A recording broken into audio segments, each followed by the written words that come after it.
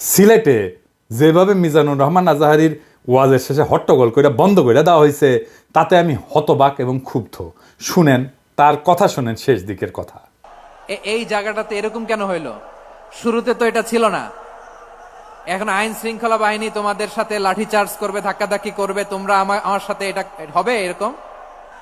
তোমরা তো ব্যথা পাবা তো। বসো না, সবাই বসতে পারলে তোমাদের কি? বসো। এটা আমি এখন পরিকল্পিত কিছু হতে পারে এই ধারণাও করতে হবে আমাদের।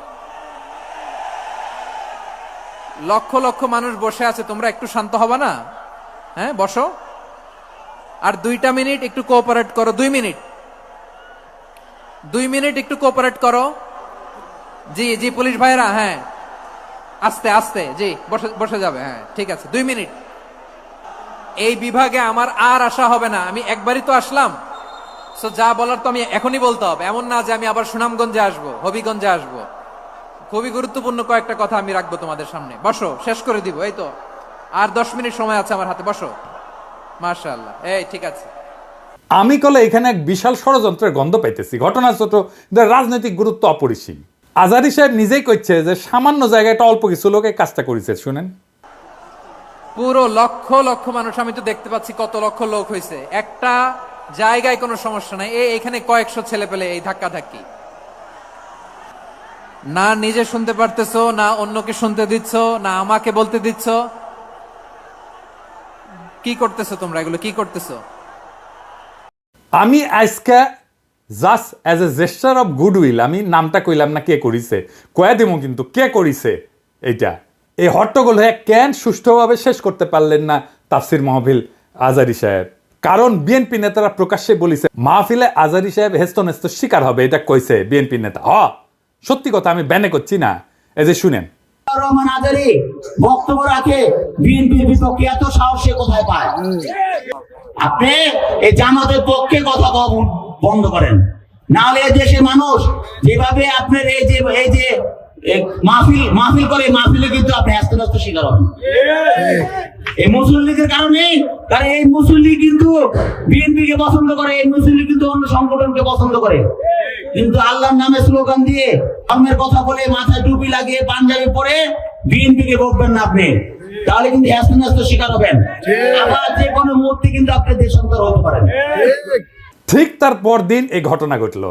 তার আগে তো অনেক নেতা, রিজভী ভাই তার সহকর্মীদের তাতায় রাখছে। এখন আজারির উপর কেন বিএনপি বিলা? দুইটা কারণে। এক, বিএনপির তো জমায়েত করতে টাকা খরচা হয়, এমন কোনো বক্তা নাই যার বক্তৃতা শোনার জন্য লাখে লাখে মানুষ যাবে। খালেদা জিয়া বা তারেক রহমান আসলে যাইতে পারে, কিন্তু দেশে আছে এমন কোন নেতার বক্তব্য শুনতে এখন আর যাবে না লাখে লাখে লোক।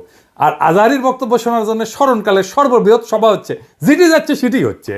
এটা গা টাটাইতেছে বিএনপির। জনসমাগম মানে ক্ষমতা, বুঝছাও? আমাদের ভিডিওর ভিউ গেলে ক্ষমতা, আমাদের পোস্টের লাইক শেয়ার ক্ষমতা, এই ক্ষমতাকে বিএনপি চ্যালেঞ্জ মনে করছে। আর 2 নাম্বার, ইন্ডিয়ার ডরায় জনপ্রিয় ইসলামী বক্তারে। এই জন্যই তারা চড়াও হয়েছিল মৌলানা দেলাওয়ার হোসেন সাইদের উপরে। আজহারী সাহেব ইভেন বিগার থ্রেট তাদের জন্য বড় ভয়, কারণ সংঘবদ্ধ মুসলমানে তাদের ভয়।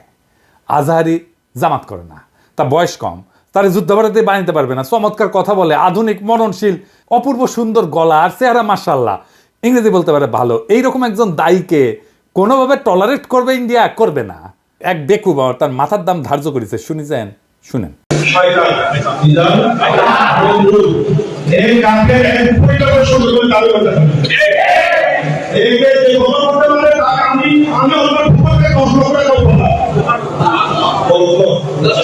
দেখেছেন তার জানের উপরে উঠে গেছে। পুলিশকে কইছে ওই হারামজাদার এখনই ধরে প্যাকেট করেন, ওই যে কইছে 10 লাখ টাকা দিবে, ও প্যাকেট করেন। বিএনপি নেতারাও খুব অপমানজনক ভাবে কথা কইছে যে আজারি হুজুর পিছে লাগিছে। দেখেন দুদু ভাই কয় আজার নাকি মাজার কি যেন আছে, দেখেন শুনেন। ওই যে কে যেন আজার নাকি মাজার একজন আছে। দুদু ভাই, আপনারা যে বিএনপির দুদু বলে এটা জানেন? হ্যাঁ, দুদু বুকের দুদু নাম বিকৃত করেন কে?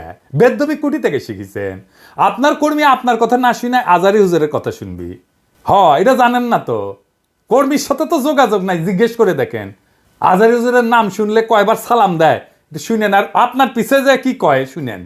নিজেরা বেশি হারকুলিস ভাবেন না, বুঝছেন? উগলের দিন বাগে খেছে। আওয়ামী লীগ আমলে ওয়াজে আইসা আওয়ামী লীগ নেতারা চড়াও হইতো না, দেখেছেন না, চড়াও হইতো না, এখন বিএনপি নেতারা চড়াও হচ্ছে।